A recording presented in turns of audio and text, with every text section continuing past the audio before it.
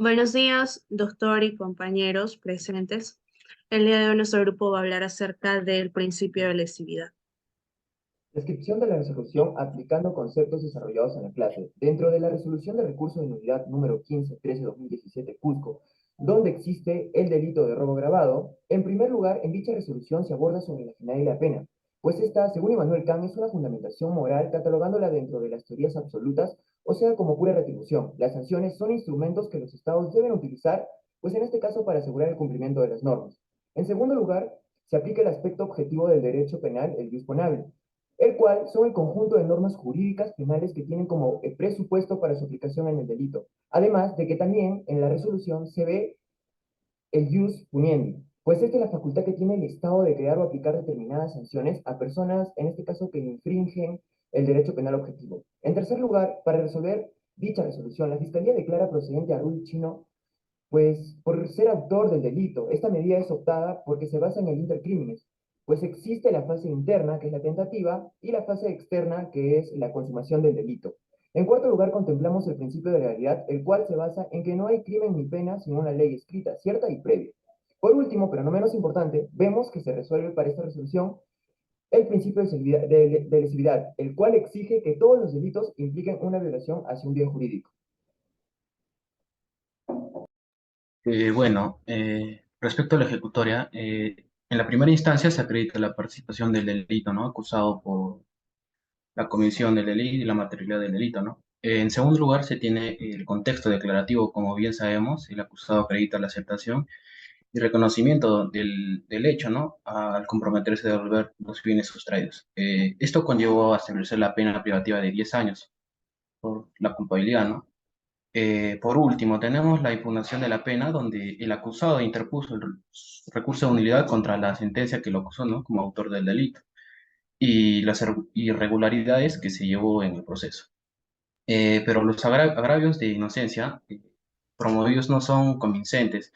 Esto solo conllevó la ratificación de la sentencia, declarando la participación del acusado, conllevando a la reducción de la pena, más no su inocencia, acorde a los principios aplicados, tanto como proporcionalidad, humanidad, lesividad, entre otros, ¿no?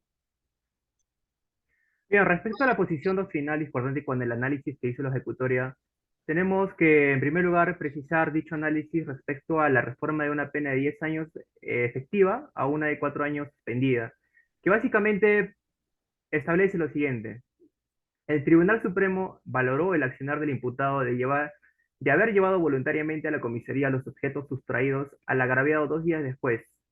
Sostienen que esto nos revela que el daño causado es mínimo, por no haber existido agresión física a la integridad corporal, sino al objeto material que portaba el mismo.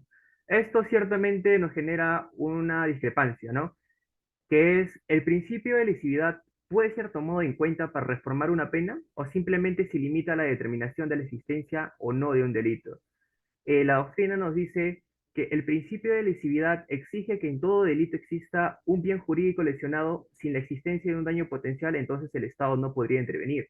Esto es, pues, que el principio de lesividad se limita a determinar la existencia o no de un delito cuando existe un daño potencial al bien jurídico y, por tanto, determina el inicio del ejercicio del ius puniendi del Estado y no puede ser aplicado como rector para una graduación, para una reducción de pena al probarse que el daño causado al bien jurídico es mínimo, como se aplicó en dicho análisis, ¿no?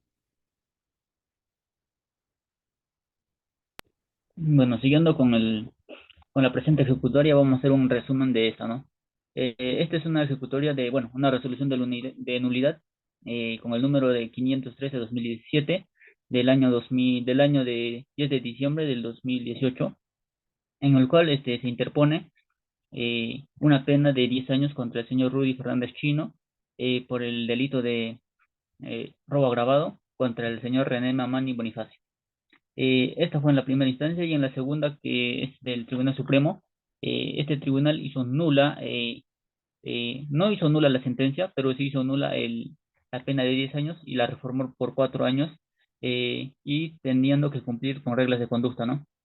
Ahora, esta sentencia tiene un órgano jurisdiccional de origen, el cual es el primer juzgado mixto de Picuani, y tiene un juzgado jurisdiccional de procedencia, que es la sala mixta itinerante y descentralizada, ¿no? El distrito judicial es Cusco, y la fecha de resolución es el 10 de diciembre del 2018. Con esto damos detallado la ejecutoria, ¿no? El concepto de categoría en materia de análisis desde la doctrina. El principio de lesividad desde la doctrina es importante para la comprensión y la aplicación del principio de lesividad en el derecho. En el ámbito del derecho penal, la doctrina ha definido el principio de lesividad como un límite de alios punientes del Estado, estableciendo que solo puede sancionar penalmente aquellas conductas que afecten a bienes jurídicos tutelados por el ordenamiento jurídico. Asimismo, la doctrina destaca la importancia de los bienes jurídicos como elementos fundamentales del principio de lesividad, señalando que los bienes son los que se encuentran en peligro de lesión y por tanto son objeto de protección por parte del Estado. La postura por parte de la Fiscalía. La Fiscalía atribuyó al procesado ser el autor del delito de robo agravado cuando el agraviado fue sustraído sus pertenencias personales, siendo considerado de forma violenta el despoje de ellos.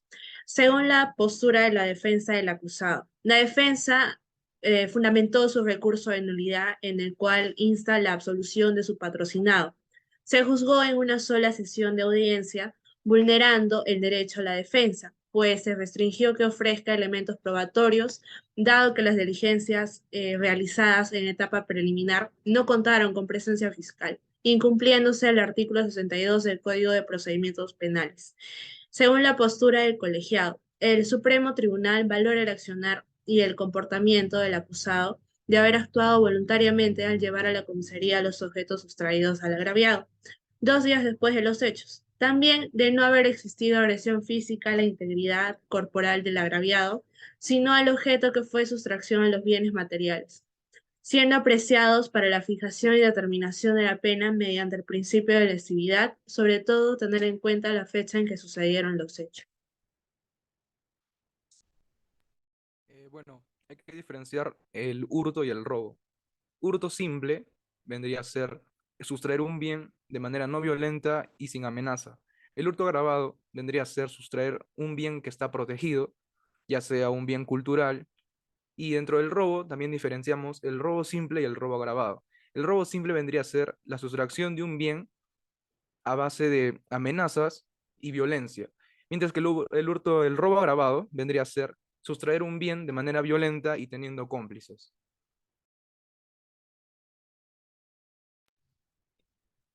Ok, con respecto a la toma de posición entre las dos opiniones discrepantes, en base al caso de la ejecutoria suprema presentada, se pueden evidenciar la existencia de discrepancias entre las salas y el tribunal en contra del acusado Rudy Quispeccino, un ciudadano que cometió el hecho delictivo de robo agravado. En el caso se exponen, por un lado, una posición rigurosa de la ley, con el cumplimiento del artículo 4 del título preliminar del Código Penal, en la que se justifica que la pena necesariamente precisa de la lesión o puesta en peligro de bienes jurídicos, que en este caso se trataría del patrimonio individual del agraviado, habilitando de esta manera el ejercicio del poder punitivo estatal sobre el procesado. Por otro lado, existe una posición contraria que influye en la individualización de la pena con relación a la ejecutoria, tomando criterios subjetivos, como la interpretación que se le hizo a las características del acusado. Nosotros como grupo estamos en contra de la postura del tribunal en el sentido de la reforma de la sentencia condenatoria, cambiando la pena de prisión preventiva efectiva por una pena condicional sujeta a reglas de conducta. Sin embargo, estamos de acuerdo con la decisión de ratificar que la sentencia era correcta, reafirmando la culpabilidad del acusado y la no anulación de la sentencia. Por último, nuestra toma de una tercera postura se basa en el cuestionamiento y afirmación sobre la falta de una correcta aplicación de las penas, con respecto a la tipificación de estas y los diversos principios que se deben tomar en cuenta para su aplicación, para que de esta manera no se entre en controversia sobre una correcta o no aplicación de las penas. Se debe valorar la manera objetiva de las circunstancias del hecho para determinar si se configura el delito de robo agravado o no de manera clara y la gravedad de la sanción que corresponda.